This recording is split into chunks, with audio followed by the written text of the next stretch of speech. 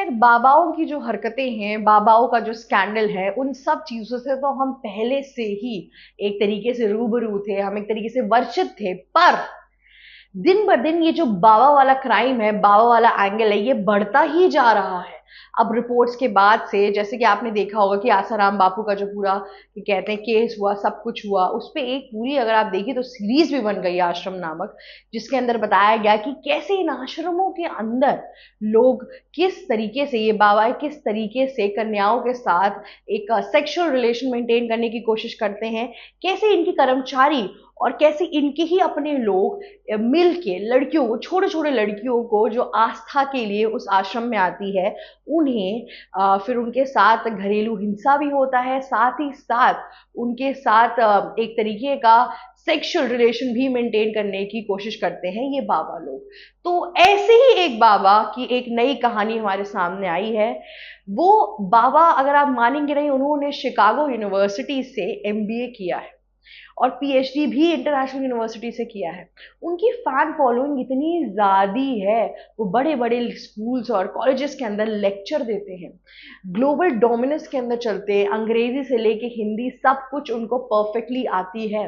उसके बावजूद भी उन्होंने किया है ये शर्मनाक हरकत। आस्था का जो जाल है ना, वो हमारे भारत देश के अंदर बहुत बुरी तरीके से ट्रैप करते हैं लोग। आस्था के नाम पे आपसे हजारों रुपए निकलवा लेंगे, आस्था के नाम पे इन बाबाओं का सच आप देख ही नहीं पाते, उसके बाहर जाके जो उनका सच है वो हम देख नहीं पाते हैं। ऊपरी ऊपरी छलावे में आकर ऐसी मासूम लड़कियों के साथ ये सब हरकतें कर ले जाते हैं ये लोग। कभी भी किसी को किसी भी वेरिएंट तरीके से इतना एक्सेस देना ही नहीं चाहिए। मेरा मानना तो ये है कि अगर आपको बहुत आस्था भी है तो भी अपना दिमाग खोल के रखिए, क्योंकि ढोंगी हर जगह पे एग्जिस्ट करते हैं। कुछ ऐसा ही हुआ दिल्ली के ये मशहूर पॉश इलाके वाले बाबा के साथ। अगर आप इनका घर देख लेंगे दिल्ली के अंदर तो आपको बिल्कुल ही चकरा ही जाएंगे। आश्रम भी उतना ही सुंदर और आलीशान, ये भी नहीं कि कुछ छोटा मोटा बजट हो या कुछ भी। साउथ दिल्ली के सारे लोग आते हैं यहाँ पे, मतलब पॉश में से भी एक पॉश के ऊपर का कुछ होता होगा तो वो है यहाँ पे। वैसा कुछ माहौल है इन बाबा के, इन बाबा का एक क्या कहते हैं इन्फ्लुएंस भी है दिल्ली के मार्केट और दिल्ली के लोगों के अंदर। तो अब इनकी बात करते हैं कि कौन है ये बाबा जिन्होंने 18 लड़कियों का शोषण किया। जी हाँ, उन सब चीजों से पहले नमस्कार दोस्तों, मेरा नाम शिवी चित्रांशी है और आप देख रहे हैं एबीसी हिंदी। जी हाँ दोस्तों, हम बात कर रहे हैं स्वामी चैतन्य आनंद की। ये बाबा दिल्ली में काफी मशहूर हैं। इनका जो आश्रम है, उस आश्रम के अंदर 18 लड़कियों ने इन पर दोष लगाया है कि ये हमें सेक्सुअली अब्यूज करते हैं। सिर्फ इतना ही नहीं, ये हमें व्हाट्सएप और इंस्टाग्राम जैसी जगहों पे भी मैसेज करते हैं। उन्होंने ये तक बोल दिया है कि इनके कर्मचारी और बाबा साथ में मिलजुल के ये बहुत टाइम से एक रैकेट चलाए जा रहे हैं। और ये बाबा का जो पूरा गेम है, जब से ये रिपोर्ट सामने आई है, बाबा फरार होके बैठे हुए हैं। पहले बाबा का पता चला था कि वो लंदन में है, पर अभी लेटेस्ट जो उनकी लोकेशन आई है वो आई है आगरा के अंदर। बाबा बाबा फरार हैं लोग, हमारे पास चश्मदीद गवाह हैं, हमारे पास सब कुछ है। तो एक तरीके से बाबा दोषी तो साबित हो ही रहे हैं इस इंटायर सिनेरियो के अंदर। पर ये बाबाएं ऐसा करते क्यों हैं? मतलब एक मेजर जो रीजन है ये पूरे कॉन्फ्लिक्ट का, ये सब जो इंडिया में इतना ज्यादा फैलता जा रहा है धर्म के नाम पर, ऐसा कहाँ से हो रहा है और क्यों हो रहा है? ऐसा इसलिए हो रहा है क्योंकि हम सतर्क नहीं रह रहे हैं। औरतों के लिए हमने हमने औरतों को सेल्फ डिफेंस जैसी चीजें और इन सब चीजों में अभी भी स्कूल लैक कर रहा है कि कहाँ कब तुम्हें कोई गलत टच कर रहा है, कहाँ कब तुम्हारे लिए चीजें आगे बढ़ रही हैं। किसी पर भी, एक माता पिता होने के साथ साथ भी आपको किसी पर भी अनदेखा भरोसा नहीं करना चाहिए, चाहे आपकी आस्था कितनी भी अच्छी हो। ज्यादातर इन आश्रमों के अंदर दलित परिवारों के लोगों पे काफी हद तक ऐसी, उनकी परिवार की लड़कियों पे काफी हद तक ऐसी केसेस हमारे सामने आते हैं। जी हाँ, जहाँ पे गरीबी और इन सब चीजों के कारणवश लोगों को आश्रम जैसी जगहों पे जाना पड़ता है, वहाँ पे स्कूलिंग वगैरह करनी पड़ती है और कोई चारा नहीं बचता है वापस आने का। समाज में बहिष्कार और इन सब चीज़ों के बाद से बाबा लोगों का जो छलावा पूरी तरीके से आता है, कुछ-कुछ बाबा लोगों का छलावा, कि वे उन्हें एक इज़्ज़त, 2 पल की रोटी, खाना और एक नौकरी देते हैं, जिससे इन लोगों को लगता है कि बाबा ही सब कुछ है, भगवान है। होंगे भी क्यों नहीं, आपको 2 पल का खाना कोई दे, आपको समाज में इज़्ज़त दे, अच्छे कपड़े पहनने को दे, तो आप भी तो उसके लिए कृतज्ञ हो ही जाओगे। इन अ सिमिलर मैनर ये भी उसी तरीके से होते हैं, पर एंड में फिर ये बाबा लोग अपना छलावा का गेम शुरू करते हैं।